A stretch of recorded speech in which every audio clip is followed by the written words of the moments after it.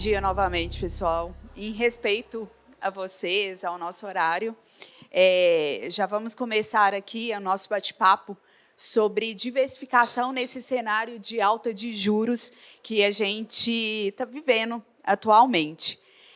Aqui a gente vai explorar um pouquinho como que a gente encaixa a conversa aqui, toda essa questão da diversificação num cenário onde, investindo em ativos atrelados ao CDI, por exemplo, a gente tem a expectativa de retorno de 15% ao ano. Então, como que a gente encaixa a diversificação nisso, nesse cenário?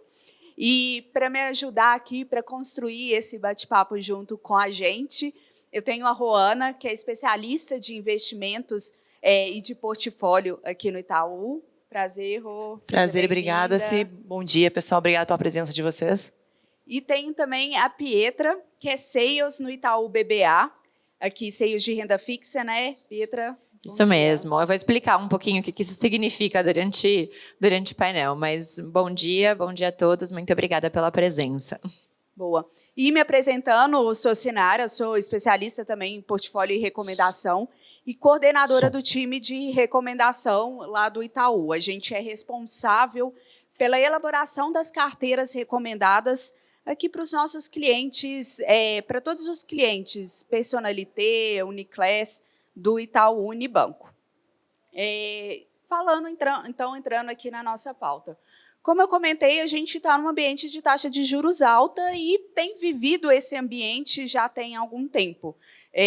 Recentemente, o Banco Central aumentou a nossa taxa, a gente está a 15% ao ano de taxa Selic, e com a expectativa de manutenção nesse patamar até o fim do ano.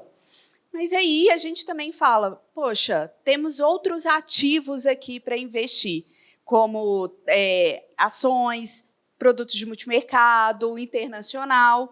Então, como que isso vai se encaixar neste ambiente onde investir no perfil mais conservador, a gente consegue um retorno de mais de 1% ao mês? Aqui, Rô, para a gente começar a conversar um pouquinho, vamos falar sobre a relevância da diversificação, porque realmente fica difícil competir com mais de 1% ao mês. Mas qual que é a importância da diversificação nesse cenário? Legal, Si, obrigada. Bom, gente, esse é o ponto que a Si trouxe. Acho que é uma pergunta que vem para todo mundo, né? Por que eu vou diversificar se eu ganho 1% ao mês hoje com bastante conforto?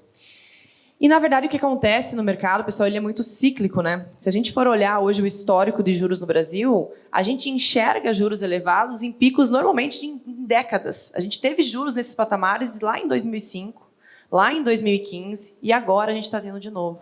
E é isso muito por algum cenário econômico. E a gente entra com o papel da diversificação justamente para se blindar contra essas situações, porque esse cenário de juros altos ele é temporário. Então, quando a gente fica posicionado 100%, o investidor que ele fica se posicionado 100% numa renda fixa, entendendo o conforto de 1% ao mês, ele fica sujeito a uma redução de juros. Porque hoje a gente sabe que os juros vai cair, a gente só não sabe quando. A gente só não sabe se vai ser final do ano, se vai ser começo do ano. A nossa projeção está para começo do ano, né? Então, a nossa intenção e não é algo somente nosso, é uma importância de mercado financeiro, é a gente diversificar, justamente para a gente proteger contra quedas, contra possíveis, até para pegar oportunidades de mercado. E é curioso porque quando a gente olha, e depois a gente vai entrar um pouquinho mais sobre isso, todos os perfis eles cabem em diversificação, né? Porque tem essa curiosidade, às vezes o cliente, o investidor, ele fala, poxa, eu sou conservador, não dá para mim diversificar. Só que dentro de renda fixa a gente consegue, a gente vai explorar um pouquinho sobre isso aqui. Perfeito, perfeito. Pi, passando um pouco para você, quando a gente pensa em juros altos, na hora a gente lembra de renda fixa. E na renda fixa a gente consegue fazer uma diversificação de carteira? Consegue, sim. A gente, bem ou mal, vive no país da renda fixa, né? O Brasil é conhecido pelos seus juros altos. E aí, quando a gente pensa em renda fixa, acho que tem várias diferenças que a gente pode olhar que vão casar com como diversificar. Então, primeira coisa, né, para ficar claro, quando a gente está falando de renda fixa, a gente está falando do mercado de crédito. Dar o dinheiro, emprestar o dinheiro e ser remunerado por isso. E aí, dentro do mercado de crédito, vai existir os títulos públicos e os títulos privados. Então, escolher dar dinheiro para o governo, escolher dar dinheiro para uma empresa privada. E dentro dos títulos privados, a gente vai ter o risco corporativo e o risco bancário. Então, essas são as primeiras segmentações, vamos dizer, dentro do mercado de renda fixa, que você tem que olhar para ir compondo a sua carteira. Quanto você quer ter de risco de crédito desse risco, quanto vai ser títulos do governo, quanto vai ser títulos privados. Tem uma parte em bancários e uma parte em não bancários. Não bancários é dar dinheiro para a empresa. Sales de renda fixa é exatamente isso que eu faço. Eu atendo as empresas que vão captar dinheiro no mercado de capitais, ou seja, não com o banco e sim com os investidores pulverizados. E aí, quando a gente está olhando para o cenário, então, de investimento em títulos privados, corporativos, a gente entra nos incentivados. Essa é uma diferença grande dos bancários para os corporativos. Os bancários têm toda uma tributação e os corporativos têm uma série, né, são 4 instrumentos, na verdade, que têm a isenção, o benefício da isenção do imposto de renda. Por quê? Porque são os setores que o governo, até agora, né, estamos falando do momento atual, como é a lei vigente, ela inclusive está em discussão para o próximo ano, mas são os setores que o governo busca impulsionar. Então, quais são eles?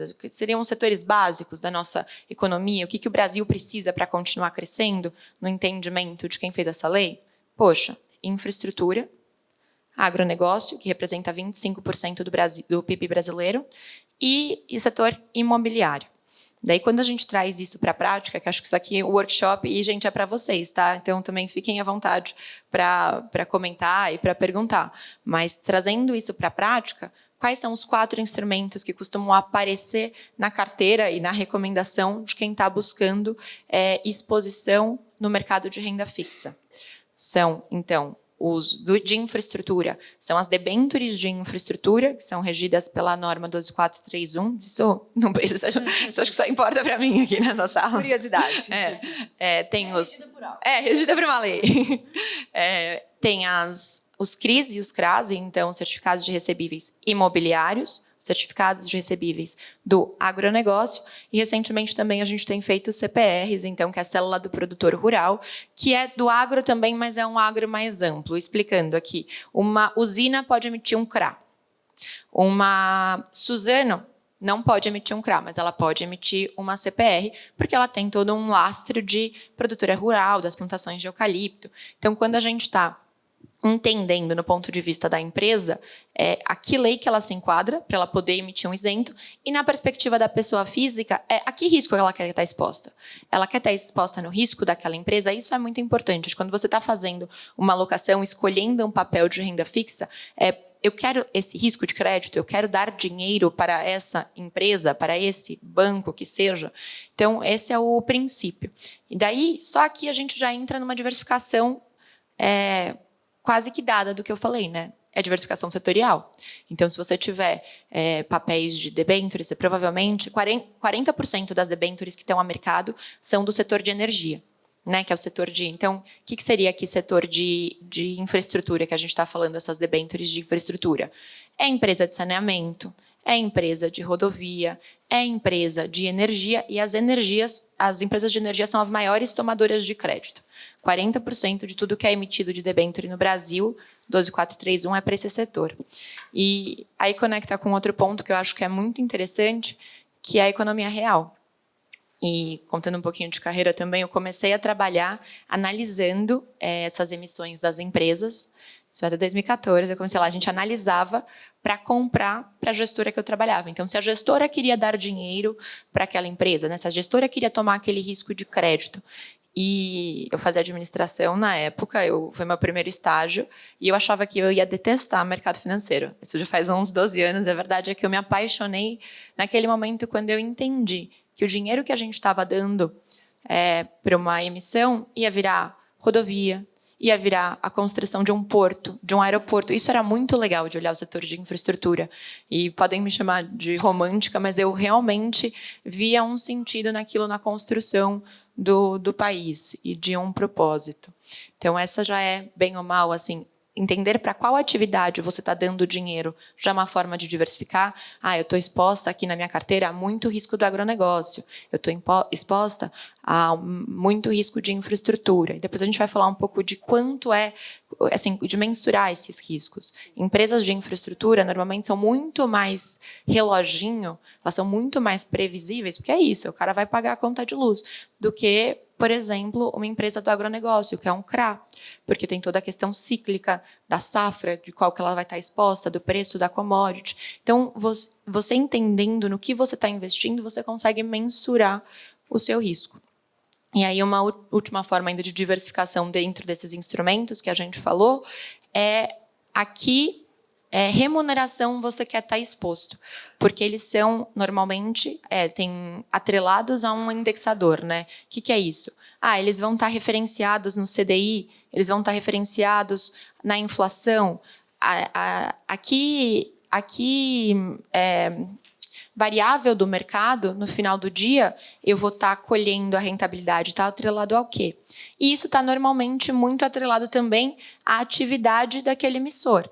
Então, por exemplo, debêntures, que são de infraestrutura, que a gente falou aqui, então, que são os setores mais regulados, eles variam conforme o quê?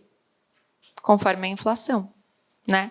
Então, normalmente, taxa de empresa de energia, as variáveis que elas estão mais expostas é a inflação do nosso país. Então, as debêntures de infraestrutura, na sua grande maioria, são emitidas a IPCA, que é o indexador atrelado à inflação, mais um prêmio. Mais 7, mais 6, que a gente vai falar um pouquinho do que é esse nível de prêmio.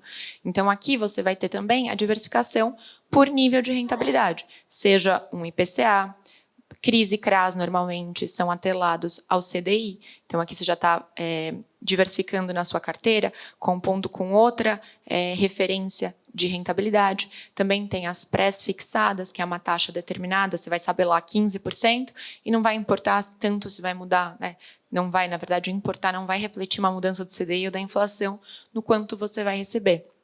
Então, só aí a gente falou de, diversificação de risco país e risco privado, risco corporativo e risco bancário, de setores de empresas diferentes, né, através de instrumentos diferentes de risco corporativo e expostos a rentabilidades diferentes. Porque é o que falou, a gente não sabe o ciclo, né?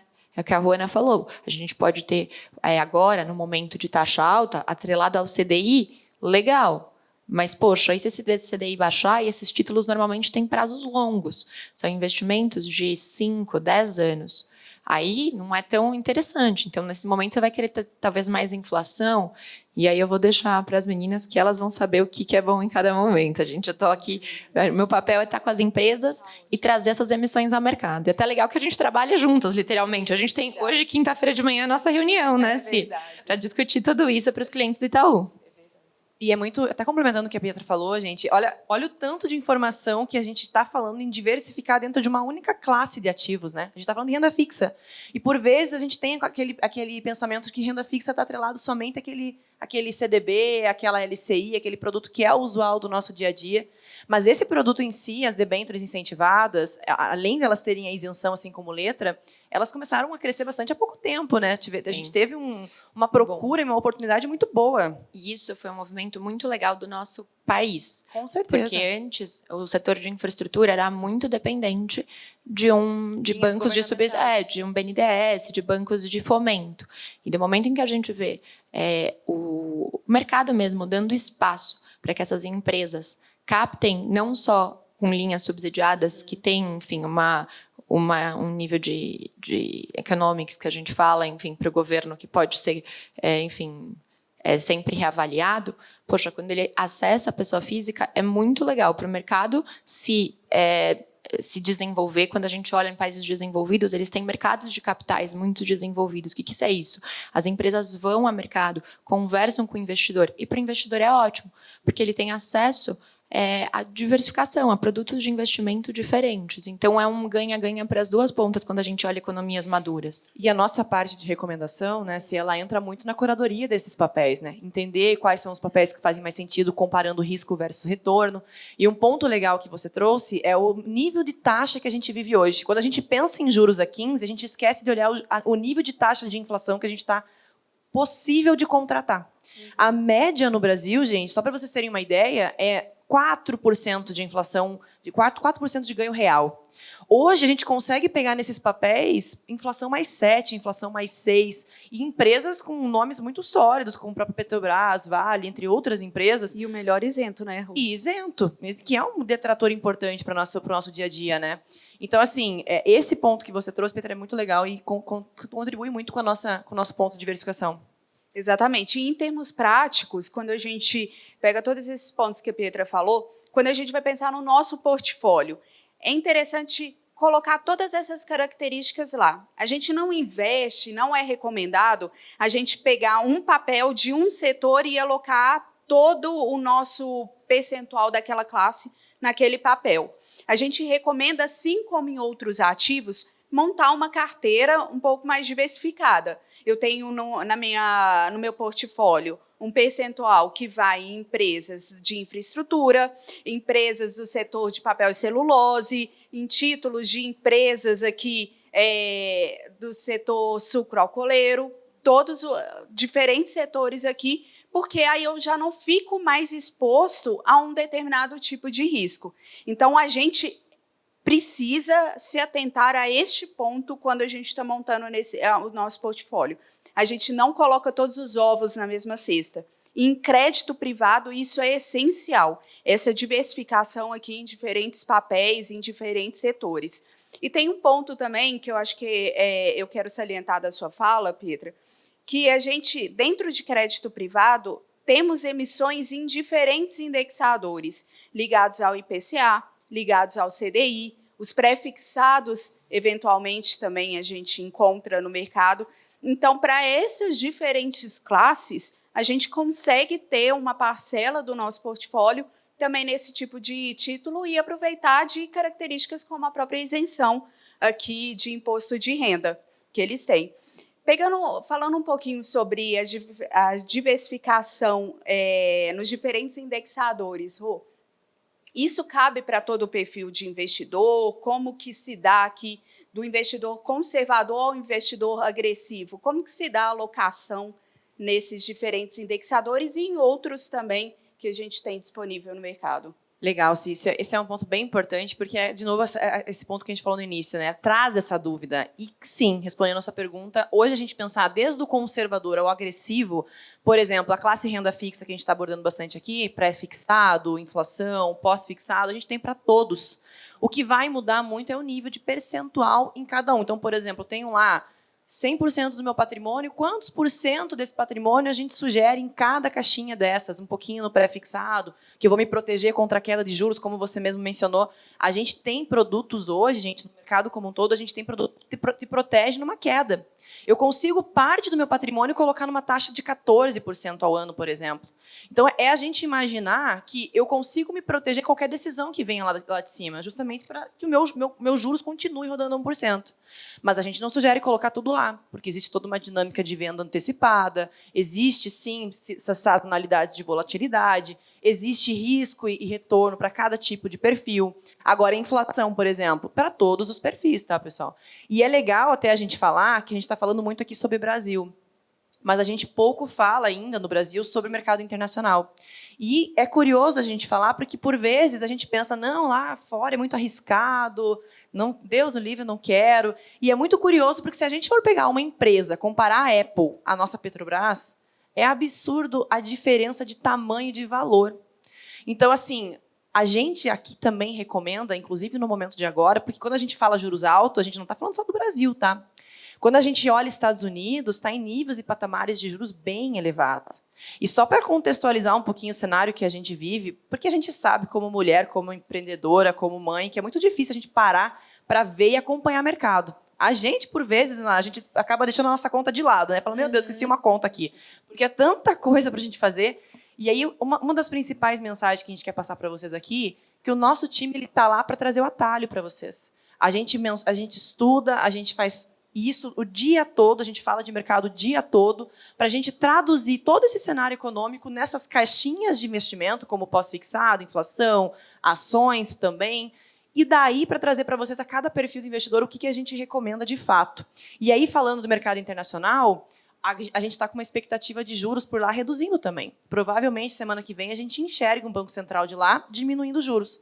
Será que não faz sentido, às vezes, a gente pensar um pouquinho, colocar, assim como a Pietra falou, algumas empresas aqui, vários nomes de energia e tantos nomes que a gente conhece, como a Suzano e demais que ela citou aqui, será que não faz sentido, talvez, um pouquinho do meu patrimônio colocar numa empresa como a Apple em renda fixa? Porque, às vezes, quando a gente fala de empresas, a gente ainda tenta lembrar de ações. Mas aqui a gente está falando em ser credora da empresa, como a Pietra mencionou. Emprestar dinheiro e receber por isso. É diferente de ser acionista, porque quando eu sou acionista e compro uma ação, eu estou ali apostando na valorização daquela empresa. Agora, quando eu pego um papel de renda fixa, como é o caso que ela mencionou, e até mesmo o caso da Apple, eu estou dentro do meu conforto de renda fixa ainda. Eu ainda tenho uma data, eu vou receber o meu dinheiro naquela data. É um contrato, eu estou emprestando dinheiro aqui para a Apple, daqui 3 anos, 5 anos, 10 anos ela vai me devolver. E é muito curioso esse ponto de prazo, até para fazer um gancho, porque, por vezes, a gente, como investidor, tem resistência. No Brasil, por muitas coisas que a gente já passou, a gente fica, poxa, eu preciso de liquidez, eu não quero deixar meu dinheiro parado. Só que é curioso quando a gente olha histórico, gente, quando a gente olha o que a gente vive hoje, não faria sentido eu não querer pôr um prazo maior. Por quê? Pensa a gente colocar uma inflação mais 7, líquido do imposto de renda, sendo que a média no Brasil, quando eu olho a média de ganho real, é 4. Mesmo em título público, mesmo em papéis com fundo garantidor de crédito, e eu colocar para 5 anos isso, eu garanto que o meu patrimônio ele vai estar 7% de ganho real acima da inflação. E assim, agora que a gente falou da correria do dia a dia, mas é um momento de oportunidade de mercado muito grande, porque a regra da tributação desses títulos está sendo discutida. E tem uma perspectiva de que isso mude no começo do ano que vem. Então, gente, até o dia 31 de dezembro.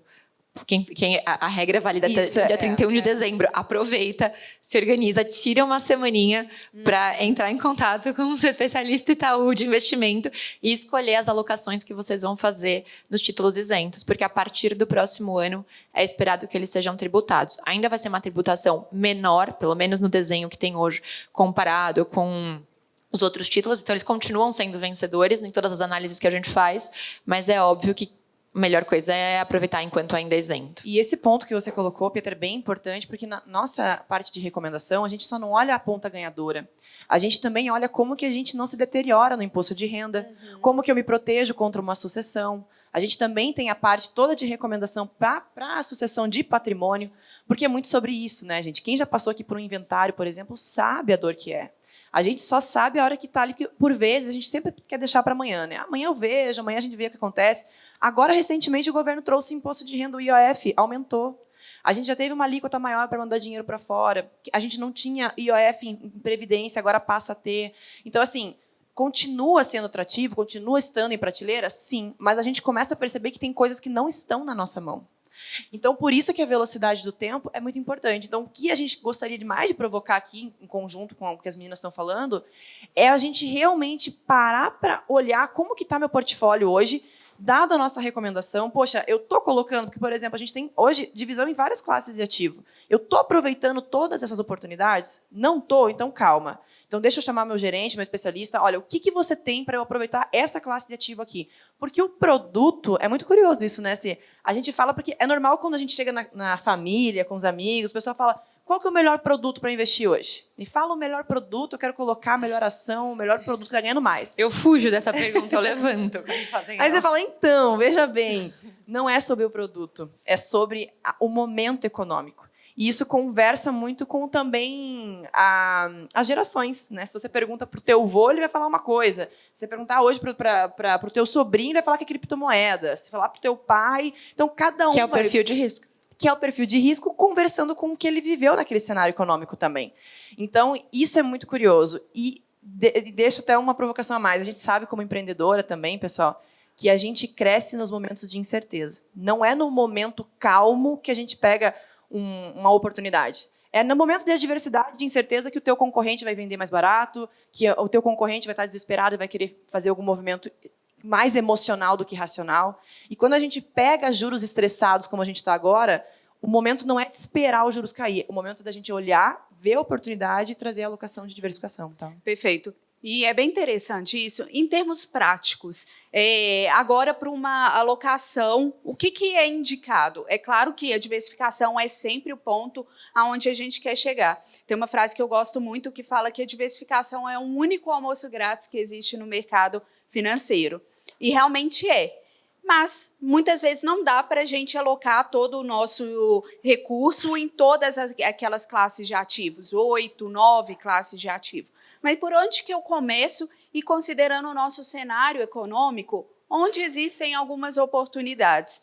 E até por meio da recomendação, a gente comunica essas oportunidades em classes que a gente fala que a gente tem uma visão acima do neutro, uma visão positiva. No caso aqui é inflação, dado o patamar de inflação e o juro real, aqueles juros que é remunerado acima da inflação, muito atrativo. Falamos 7%. Aqui de 7%, 8% isento de imposto de renda. Isso é excelente. E também a classe de pré-fixados. A gente entende que estamos num cenário onde há uma expectativa de corte de taxa de juros já no início do ano que vem. Então, quando a gente pré-fixa, estabelece uma taxa hoje, onde ainda estamos num patamar alto, e com a expectativa de queda, a gente vai beneficiar e surfar aqui esse momento onde a taxa cair, e a gente marcou aqui, estabeleceu que os nossos títulos serão remunerados a uma taxa mais alta. Então, a título aqui prático de oportunidades hoje, de uma primeira ou de uma próxima alocação, a gente tem essas duas classes, que a gente tem essa visão positiva para fazer uma alocação. Eu queria falar agora, queria puxar um pouco do gancho, de uma relação aqui que acho que por vezes é comentada no mercado, que é a relação entre risco e retorno dos títulos. A gente falou aqui de IPCA mais 7, IPCA mais 8, mas às vezes a gente acha, quando a gente entra no site da corretora, do banco, títulos pagando IPCA mais 10, mais 12. É interessante esses títulos? O que a gente tem que avaliar ao escolher ou não escolher esses títulos? É a pergunta mais justa que tem, e acredito que os especialistas recebam muito essa. E, assim, pensando em termos práticos, né, gente? Não sei se é claro para todo mundo aqui que o mercado beneficia, remunera quem toma risco. Então, quanto maior o risco, maior a taxa. Eu até acho que, no final do dia, isso tem muito a ver com até o perfil das pessoas que trabalham lá. Tendem a falar, são pessoas com perfil mais agressivo. O mercado gosta de quem toma risco e remunera por isso. Quer dizer que você precisa tomar risco? Não. Quer dizer que você precisa entender o risco que você está tomando e numa escala de 0 a 100, ele pode ser nível 2 ou pode ser nível 98. O que importa é você entender e estar confortável com ele. E aí, como é que você vai saber o risco de cada coisa que você está entrando, né? Acho que essa é a grande pergunta no final do dia. Bom, primeiro, acho que é entender no que você está investindo no mercado de renda fixa, então, naquela empresa, qual que é a atividade. E, gente, é isso, assim, risco corporativo é muito claro. Eu estou investindo numa usina. Assim, é meio intuitivo. Então eu estou o risco da cana, o risco da commodity, o risco do mercado. Estou investindo numa empresa de energia. Estou tomando o risco das pessoas não pagarem a conta. Você consegue, olhando a atividade, já entender isso. Aí o segundo indicador, né? Se vê uma empresa que você não conhece, o que é? É o nível de preço. E aí, voltando para o não tem almoço grátis, como é que você baliza esse nível de preço agora, tá? Dando alguns números mágicos aqui, pensando que é workshop versão prática mesmo. Isso tudo no contexto atual de mercado, tá, gente? Esses patamares, eles variam, por isso que é sempre importante atualizar com o seu especialista de investimentos. Mas agora, se a gente olhar, tem muitos títulos. Vou começar pelo indexador que a gente não está em destaque dentro da recomendação, mas que acho que é mais fácil. CDI, 100% do CDI. Por que tem nível de rentabilidade diferente? Gente, uma letra do Banco Master e do Banco Itaú são níveis completamente diferentes de retorno. Por quê? Porque o risco que você está é diferente. Você emprestar dinheiro para o Itaú, né, acho que a gente estava ali no mercado há 100 anos e eu não tenho muita dúvida de que a gente faz tudo direitinho para estar pelos próximos 100. Você tem um banco master que teve uma série de questões de riscos. Então, é natural que a taxa dele seja maior. Então, a primeira coisa, olhou uma taxa muito fora do patamar, do padrão, fala, tá, isso é um risco maior. Quer dizer, vou fugir? Não. Eventualmente, eu posso querer estar. Tem gente que adora esse tipo de risco e está tudo bem, você só precisa entender o seu perfil e o seu momento e estar confortável com isso. Então, em termos práticos, pegou lá um investimento em renda fixa CDI. A que nível está sendo precificado hoje em dia? Tem várias empresas, boas emissoras, que estão pagando menos que 100% do CDI. Você vai falar, poxa, mas menos que 100% do CDI, não deveria partir de 100% do CDI o custo do dinheiro? Mas vamos lembrar que eles são isentos. Então, por ter o benefício do imposto de renda, eles acabam chegando de dinheiro líquido na sua mão mais do que um produto não isento que paga mais do que o 100% do CDI. Então, hoje a gente está vendo boas empresas a 98% do CDI. Deixa eu pensar aqui que estava saindo nessa taxa recentemente. Isso aqui para um 110 tributado. Então, nomes conhecidos. Por exemplo, Allos, que é a rede de shopping, sabe? Tipo um Iguatemi da vida. Isso estava emitindo no começo do ano a uns 97%, 98% do CDI. Nos CRIs, que são os títulos ligados ao mercado imobiliário, entendeu? Então, aí é um nível de preço para esse tipo de produto que faz sentido. E até aproveitando para contextualizar, que eu falei que eu sou sales de renda fixa do Itaú BBA, que não quer dizer nada, né, para ninguém. Eu brinco que quando eu vou no médico lá no banco, aparece assim, AD3, FI... Ele, Petra, o que é isso? Basicamente, a gente fica com as empresas. Então, quando uma empresa tem uma demanda de capital, ela vem na nossa área e fala quanto custa para eu emitir. E eu tenho que falar para ela, o seu risco para eu distribuir para as pessoas físicas custa Allos. Para você, uma dívida de 5 anos vai custar 98% do CDI. Vamos? A gente pega, estrutura, até contando no nosso dia a dia. A gente faz isso para todas as empresas, para os diferentes níveis de riscos que a gente acha bom, porque pode ter uma empresa que eu posso falar, não quero fazer só dívida. Não, assim, a gente fala isso de uma forma muito educada, que é passando um preço muito alto, porque no final do dia, quando eu coloco o nome do Itaú, eu tenho uma responsabilidade de achar que aquilo é bom mesmo. Assim, meu nome está lá na coordenação e a gente preza muito por isso. Aí a gente faz diferentes tipos de conversas dessas com diferentes emissores, diferentes empresas, algumas que falam com o investidor institucional, algumas que falam com a pessoa física. E daí, quinta-feira de manhã, às 9h40, a gente tem a nossa pauta, que eu trago para a área, trago todas as ofertas e falo, é tudo isso que a gente tem para a pessoa física.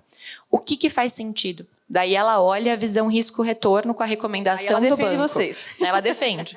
Ela fala, eu acho que para a parcela em CDI vai fazer sentido essa emissão. Ô, Pietra, não faz sentido nenhuma das suas emissões, porque ela tem a mesma conversa que ela tem comigo de renda fixa com todas as outras áreas do banco.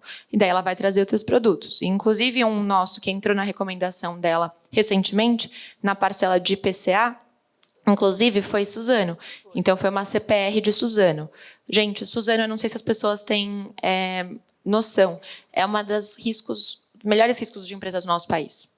Assim, é muito óbvio. Que daí a gente chama que é o rating AAA. Então, normalmente, né, você vai ter que comparar a taxa de retorno com o rating, agência de rating que dá uma nota. AAA é a maior nota. Então, notas altas vão ter taxas mais comprimidas. Essa é a lógica. E daí a gente veio com uma emissão de Suzano, que é um risco muito bom, que vai ser precificado amanhã, né? Porque é isso. Então, a gente tem o processo de receber as demandas das pessoas. Recebendo isso, a gente faz o book. Isso deve sair em IPCA mais 7. O número mágico do Brasil é tido assim, esse título é bom ou não é? Historicamente, é IPCA mais 6. IPCA mais 6, que é isso? Você tem um retorno, né? Você tem um ganho, um prêmio de 6% acima da inflação. Isso é o número mágico. E eu já fui até perguntar para os meus chefes que criaram de renda fixa no banco, sabe aqueles números mágicos que fazem parte, dentro de tantos estudos já ficou meio cravado? É uma regrinha de bolsa. É uma regra de bolsa. Até porque ele dobra o teu patrimônio, né? É isso. Que legal, não sabia que era por isso. Mas, então, o IPCA mais 6. Então, a gente está vendo com um risco ótimo é IPCA mais 7. Poxa, já fechou a conta. Aí vai ter lá na prateleira um IPCA mais 10. E eu tomo, tá? Eu adoro. Quando eu vou... vou contar aqui, por exemplo. Já foi feito, não tem problema. A gente fez uma emissão no final do ano passado de MRV Flex. MRV é a construtora. E daí era a carteira de recebíveis. Então, aí eu não estava exatamente no risco corporativo. Por isso que eu falo que é importante você entender para quem que você está dando dinheiro. Eram os recebíveis que a MRV tinha a coletar. Era IPCA mais 10. Eu olhei e falei, eu estou confortável com esse risco e eu gosto de ter uma parcela da minha rentabilidade atrelada a um retorno maior. Inclusive, eu queria até pegar um gancho desse exemplo que você teve. Esse título da MRV, ele paga rendimentos, rendimentos mensais. Existem. Esse é mensal ou semestral? Esse é mensal? E existem também o semestral, aqueles que pagam semestrais. A maioria é semestral, é isso. É raro quando vem mensal, não lembrava que isso era. Isso, eu também peguei. Alus eu lembro que era mensal. Então, a gente... Claro. 10 anos, quando a gente compara, por exemplo, se você pegar, por exemplo, a projeção dos últimos 10 anos, de inflação mais 6, CDI, qualquer outro indexador, e você colocar uma simulação de valor, você vê que o teu patrimônio ele dobra. Por isso que por isso que estimula muito o investidor de fora a trazer dinheiro para cá. Isso. E aí, pegando um pouco nesse gancho aqui, a gente consegue, inclusive, para uma complementação de renda, também montar carteiras com crédito privado com diferentes tempos de pagamento dos dividendos aqui. Sim, isso daí você compõe a sua carteira conforme você quer ver esse retorno, né? É verdade, tem gente que gosta muito de ver mensal, a Alus foi um que a gente fez, e como a gente está com as empresas, a gente propõe. A gente fala, para você, seu público, né? Seus investidores gostam, e é natural, a Alus é CRI, então é público de imobiliário.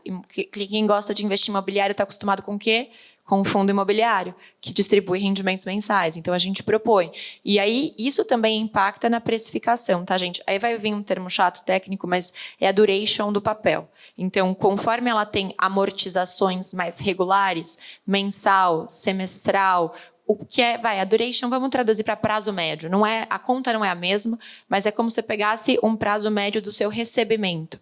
Conforme você vai recebendo mais aos pouquinhos, o seu prazo médio fica menor. Então, é um risco menor, entendeu? Porque também é um risco mais... o que a gente chama de bullet é quando paga tudo no final. 10 anos bullet, você vai estar esperando... Assim, você está confortável com como essa empresa vai estar daqui a 10 anos? Quantas?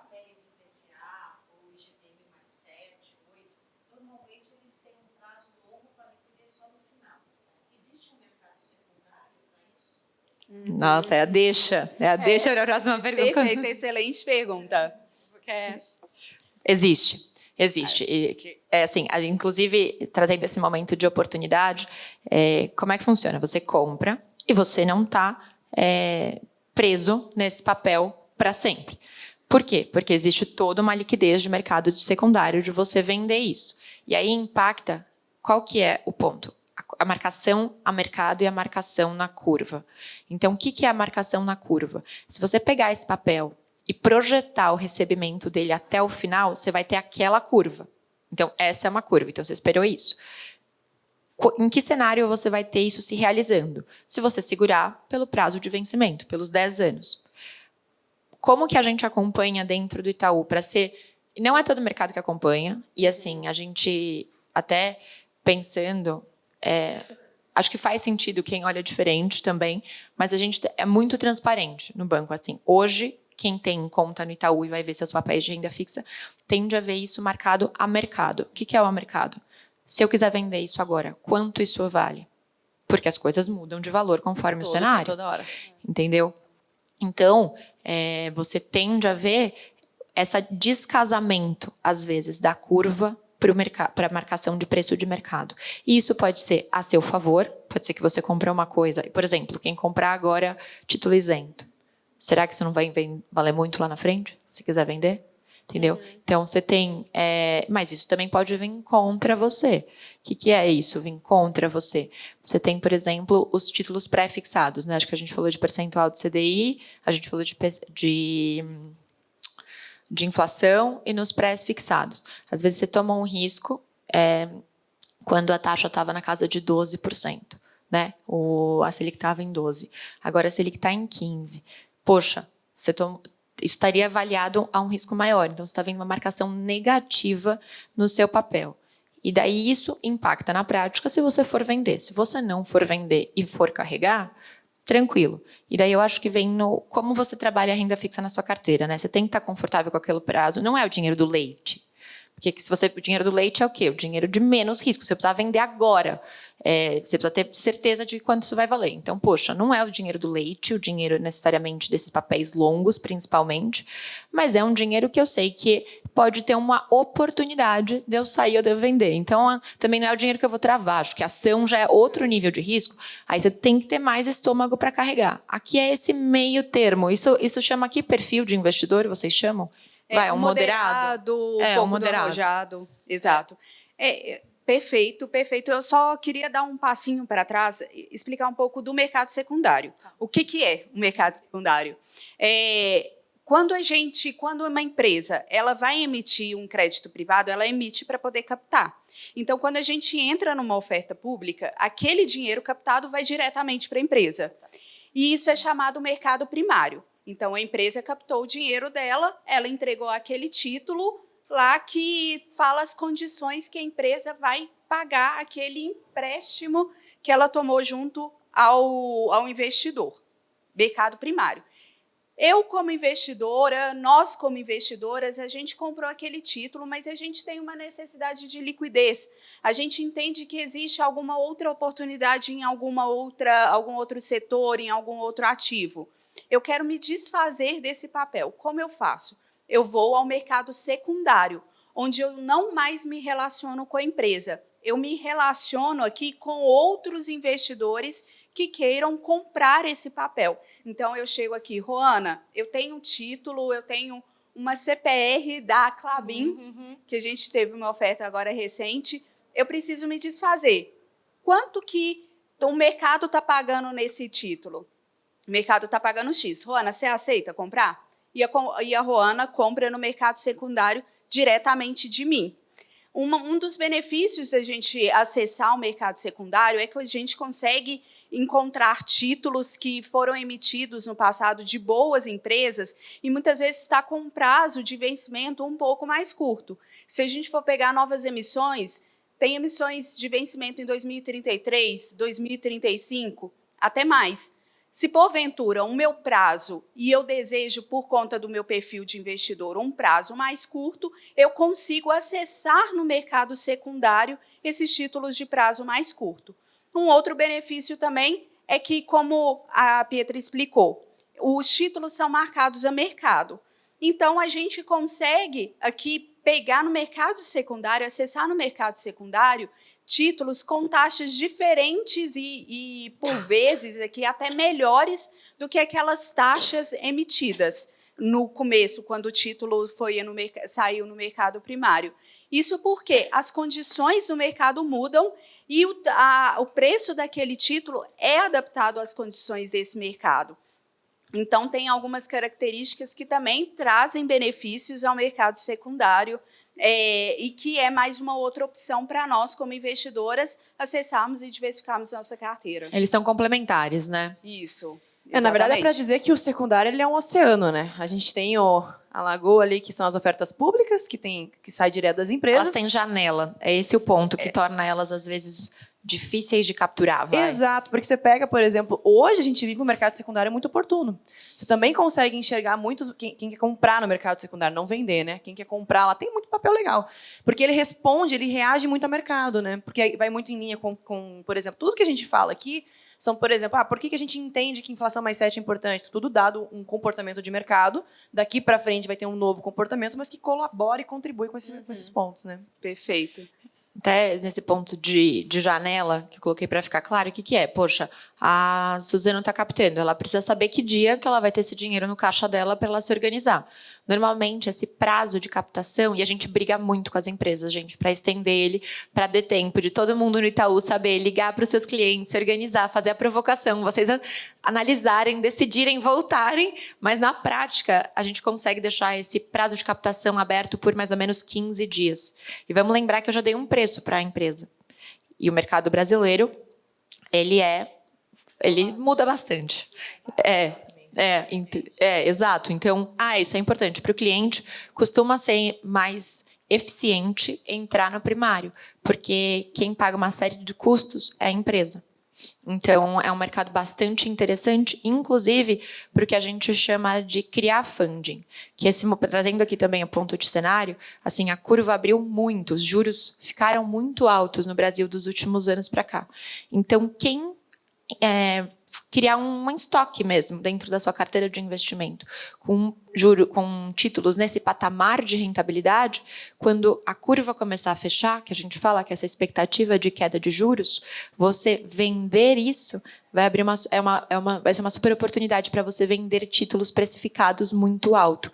Então a gente fala que a gente está num momento de oportunidade, assim, e que a gente falou também que é uma lagoa versus um oceano. A gente no mercado secundário a gente vai ter sempre uma gama grande de papéis negociando sem data para acabar, porque diferente da Suzano, a Sinara consegue esperar mais ou menos dias para vender a emissão dela de Clabin. Mas a gente está no momento também por toda essa questão, essa expectativa de tributação que a gente tem, em que está tendo muita emissão. A gente está ficando louco. A gente tem 15 empresas vindo ao mercado só esse mês. Só com a gente, com o Itaú. A gente está ficando louca, né, Mari? Mas a gente está fazendo um trabalho, buscando fazer um trabalho para mostrar isso para os investidores, porque no final do dia é isso, é vocês entenderem o risco e escolherem o que faz sentido. Pode, ano que vem, diminuir as emissões, você acha que não? A gente ainda está sentindo muito como vai ser. Eu acho que a gente está num momento de boom de emissão e é sempre assim, né? Você tem um boom e depois uma seca, um boom normal, como qualquer mercado. Então, ano passado já foi um momento de muita emissão, porque as empresas já estavam se preparando para um ciclo de juros mais alto. Então, falou, juros mais alto é custo mais caro para as empresas, né? Vamos lembrar que é o quanto elas estão tendo que pagar para tomar o dinheiro. Então, ano passado, a gente teve um ciclo de emissões muito forte. Agora, no primeiro semestre, ele foi mais tranquilo, assim, a gente teve menos emissão, a gente tinha umas 2, 3 por mês. Aí, assim, esse mês a gente tem 15, aí acho que no começo do ano que vem a gente deve ter uma barrigada de novo, até todo mundo entender como vai ficar o mercado. Tudo bem, talvez tenha tributação, mas será que a gente vai ter corte de juros? Se a gente tiver um cenário de corte de juros numa janela, pode ser que vai ter mais emissão. Então, a gente ainda está sentindo mesmo. Perfeito, perfeito. Já vamos caminhando aqui para o final. Eu queria deixar aqui uma última pergunta antes da gente abrir também aqui para perguntas de todos. Olhando agora para frente, quais outras oportunidades a gente enxerga e quais outros pontos a gente precisa observar quando a gente vai diversificar a nossa carteira de investimento, considerando o nosso perfil? Legal, Sil. Eu acho que aí a gente vai fechar bem com chave de ouro tudo que a gente conversou aqui, porque um ponto, acho que é uma frase que fica para a gente hoje, que a gente não prevê o futuro, a gente se programa para ele. A gente não tem como aqui falar que vai acontecer tal coisa ano que vem. A gente tem projeções, dados, alguns estudos, dados todo o histórico, todo o comportamento de mercado. Mas a gente se prepara para o futuro muito em linha, utilizando a diversificação. Não existe hoje no mercado financeiro, como você mesmo mencionou, um almoço grátis que é a diversificação, porque, inclusive, isso não é algo, opinião nossa, tá, gente? Isso aí é baseado em estudos, estatísticas. Então, não é algo que a gente criou. Isso, de fato, é uma forma de proteger. Porque, quando a gente fala em Selic caindo, eu tenho inflação subindo. No mercado, os indexadores eles se reagem de forma, muitas vezes, inversa. Então, por isso que a gente olha a diversificação como um elemento fundamental para a parte financeira. E hoje, falando o que a gente enxerga de oportunidade, está muito voltado para o ambiente de renda fixa, quando a gente fala em pré-fixado, porque a gente entende que o cenário de juros está chegando ao fim, na alta. Então, a gente está projetando já uma Selic cortando para começo do ano, e o mercado como um todo tem uma especulação que possíveis cortes possam acontecer no final do ano. Então, a gente acredita numa exposição maior em pré, porque aí corrobora com tudo que a gente falou aqui sobre proteger parte do patrimônio. E aí o percentual vai muito ali de 2, e vai de acordo com cada perfil. 2 para o conservador, tem 6, 7 para o moderado. É fatias, pessoal, justamente porque a gente tem um mercado secundário. Porque a gente não pode colocar lá um papel que eu precise vender em algum momento a qualquer preço, porque aí colabora muito com o preço que eu posso sair alto ou baixo. Então, a gente está olhando pré-fixado, inflação, dado tudo que a gente conversou aqui. Porque vale lembrar, às vezes a gente fala inflação e talvez não seja tanto o dia a dia de vocês, fica assim, poxa, mas e eu com isso, com a inflação? Né? O que é a inflação? A inflação ela é o que move, de fato, o nosso poder de compra. Por exemplo, se a gente pega um carro popular em 2010, era 20 mil reais. Esse mesmo veículo popular hoje é 70, 80 mil reais. E assim, o nosso salário, o nosso plurabólico, ele às vezes não sobe na mesma proporção. Então, por isso que a gente falar em inflação, a gente se proteger contra esses aumentos de preço, porque não vai ficar menos, não vai ficar mais barato, né? A tendência é a inflação sempre ir subindo. Então, a gente ainda olha não somos um país de inflação negativa, né? Assim, algumas janelinhas, assim, só um respiro, mas só, né? Ano negativo a gente nunca vai ver aqui no Brasil. E acaba sendo muito oportuno, né? E por isso que muito investidor, quando É o país da renda fixa. Exato. Você pega os países emergentes aqui, o quanto a gente já recebeu de dinheiro externo de fora para cá, justamente por isso, para a gente ser um país de muita oportunidade nesse ambiente. Então, a gente olha a renda fixa e a inflação como oportuno também. Renda fixa em internacional, a gente aumentou a nossa alocação também, em todos os perfis, a gente tem exposição, porque a gente acredita que empresas lá fora também estão com um apetite muito interessante pensando em inflação mais. Então, vale lembrar também que assim, a gente tem todas as classes, tá? Tem recomendação ali em multimercado, ações também tem para o apetite de risco, mas aqui a gente enxerga as principais oportunidades são essas. Perfeito, perfeito. Pi, um último recado antes da gente abrir para perguntas. Combinado. Acho que a gente falou muita coisa, ainda voltando aqui de como trazer isso para a prática, né, no workshop. E tem uma frase de um filme que eu gosto muito. Ela é bem dura, mas é daquele King Richard, sabe, do treinador das irmãs Williams, que é o pai delas. Ele fala assim, é bem dura a frase, mas se você falha ao planejar, você está planejando falhar. E a gente sabe que, poxa, a gente falou janela de oportunidade, etc. E colocar isso na prática é zero fácil, gente. Eu também falo isso, mas às vezes eu fico com dinheiro na conta e falo, meu Deus, eu não consegui parar para investir na emissão que eu mesma fiz porque não deu tempo. Mas é tentar ter uma diligência. E também não precisa ser, o cenário muda pra caramba, mas uma grande amiga minha do banco, ela era especialista, então atendia as pessoas físicas. Aqui, né, elas preparam a recomendação para as pessoas físicas, eu fico com as empresas e tem alguém que fica no atendimento, né, no dia a dia das pessoas físicas. Essa é mais ou menos a estrutura do banco. Inclusive, quem é responsável por todo o atendimento das pessoas físicas, do Personalité, é a Adriana dos Santos, que vai estar numa palestra às 12h30. Eu falei que eu estou animadíssima para ouvir também. É uma mulher muito alta na liderança do banco, a gente fica muito feliz de ver. Mas, trazendo isso para a vida prática, então, eu como cliente Itaú, Personalité, o que eu não preciso, assim, essa minha amiga que é especialista, ela falou que uma vez o cliente dela falou assim, o especialista de outra casa me liga toda semana, você não. Ela falou, sua carteira não vai render mais porque eu te ligo toda semana.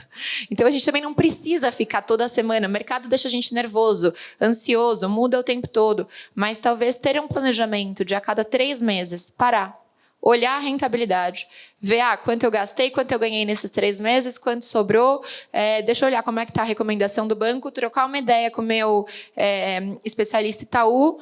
Tá, é isso. Daqui 3 meses dá para fazer isso de novo. Assim, se a gente está falando de um cenário de ação, né, se você vai virar, poxa, um cara super entre e sair, uma mulher que gosta de ficar lá gerindo carteira, legal, aí é outro discurso. Mas, assim, trazendo que talvez eu acho que é, pelo menos, o meu perfil de muita gente na sala, eu também, assim, às vezes abre uma janela de oportunidade e eu perco de sair dos meus papéis, porque, poxa, perdi. Mas se a cada 3 meses eu parar e reavaliar, eu posso ter perdido uma oportunidade de ganhar mais em um papel do que em outro. Mas eu sei que a minha carteira vai estar saudável, entendeu? E hoje, para mim, é mais importante ter meu dinheiro investido e minha carteira saudável do que capturar cada oportunidade.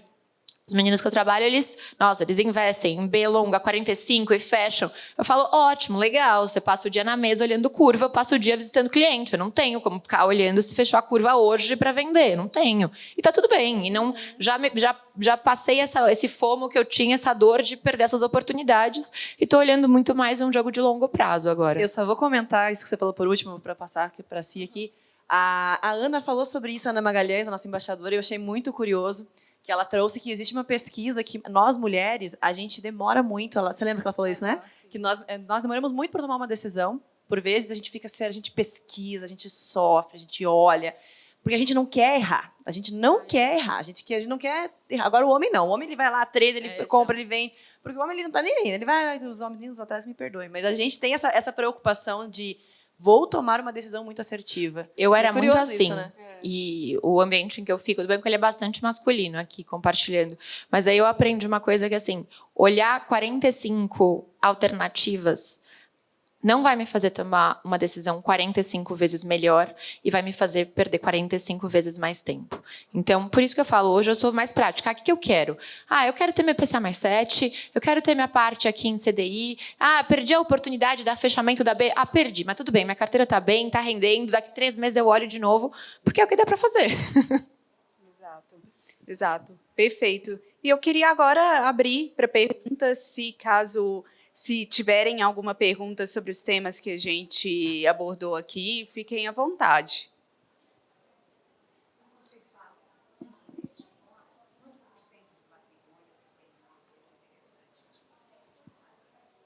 Perfeito.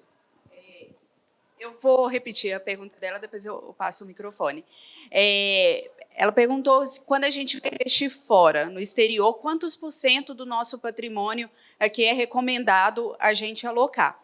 E isso depende do perfil de investidor. Para todos os perfis, começar do conservador até o agressivo, a gente tem percentual recomendado. Para o conservador, a gente recomenda 5% em ativos aqui ligados à renda fixa internacional, ao Tesouro Americano. 5% do nosso patrimônio. E ele vai aumentando conforme a gente for aumentando o nível de risco do nosso patrimônio. Aí a gente aumenta para 20%, até chegar no agressivo, onde cerca de 45% do nosso patrimônio a gente recomenda dolarizar entre renda fixa e renda variável internacional. E isso tem um motivo. Quando a gente pega o nosso dia a dia, o nosso cartão é de uma bandeira internacional, é Visa, ou é Mastercard, ou é América. Os nossos usos aqui, a gente assina Netflix, a gente consome... compra um iPhone. A gente consome muitos produtos que são dolarizados. E quando o investidor ele tem esse apetite, faz mais sentido alocar uma parcela maior da carteira. E tem um ponto também que a Pietra falou, quando a gente pega o tamanho do nosso mercado, da nossa maior empresa aqui no mercado, que é a Petrobras, em relação à maior empresa dos Estados Unidos, a Apple, é irrisório, não dá para comparar. Então, a gente tem uma gama infinitamente maior de oportunidades no mercado internacional. Também, por isso, o tamanho dessa alocação. Vou até fazer uma adenda aqui para o Daniel Haddad, que é da Avenue, ele fala uma coisa que eu gosto muito. Assim, nossa bolsa representa 3% da bolsa do mundo. É como se alguém do Brasil, alguém do Amapá, investisse só no Amapá, porque é 3% do PIB do Brasil. Então, alguém do Amapá fala, não, vou investir só no Amapá, porque é aqui que eu estou. E o resto do Brasil, os outros 97, eu vou ignorar. Então, assim, apesar de eu olhar a renda fixa local, eu sou super comprada também com a pauta da internacional e da importância disso, a relevância. Imagina.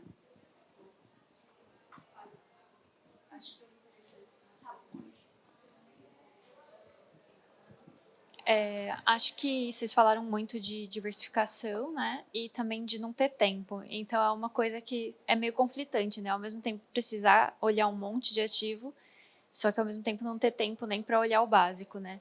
Eu também peco muito e deixo várias coisas paradas na conta por não ter tempo, e daí acabar não tomando a decisão porque eu não consegui tomar a melhor decisão, e daí aquela coisa do FOMO e blá, blá, blá, etc.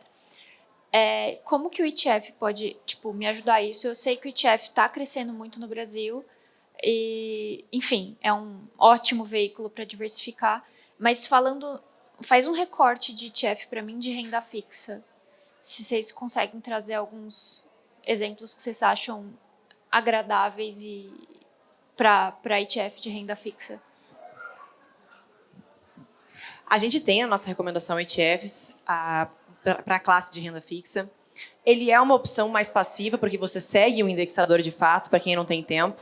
E aí, até para contribuir com a tua fala, e é muito sobre o que a gente está provocando aqui hoje, a gente tem falado sobre tempo e oportunidade, porque assim, o ETF é uma boa opção. A gente gosta bastante de ETF no mercado internacional, porque aí, de novo, como que a Si falou, aqui a gente tem pouquíssimas opções de ETF. Quando você abre lá fora, tem um mar de oportunidades que a gente consegue navegar.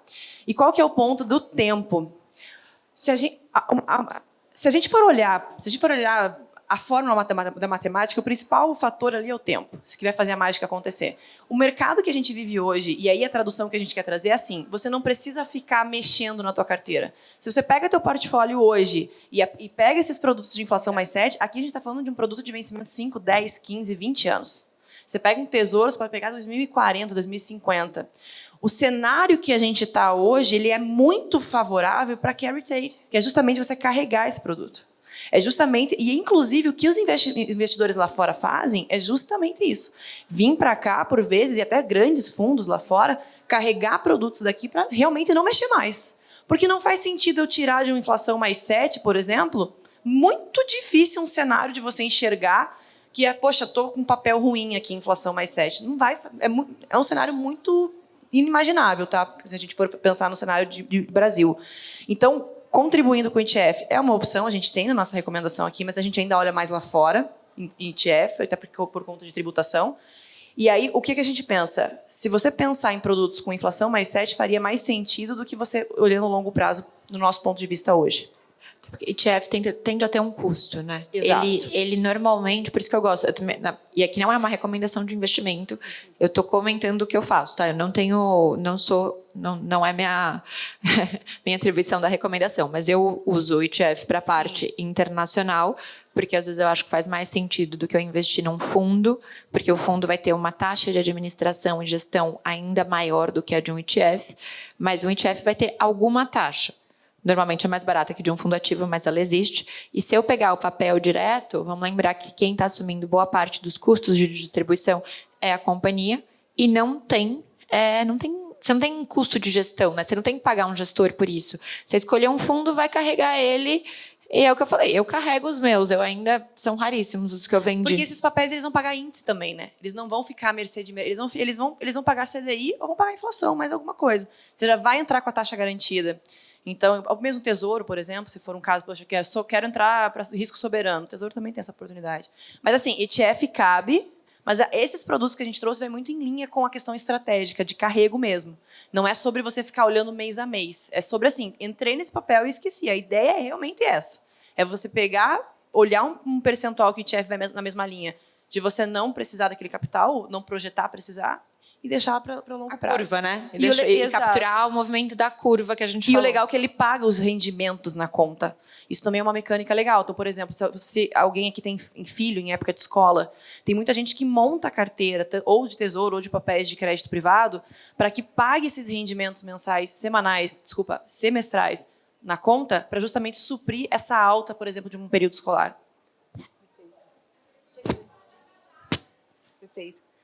Queria agradecer a presença, a participação de todas. Acho que foi um prazer compartilhar aqui com a Pietra e com a Ruana e com todas vocês esse papo que foi tão interessante. Eu confesso que eu aprendi muito aqui também com elas. Obrigada e bom dia para todas vocês. Bom dia. A gente vai estar por aqui também.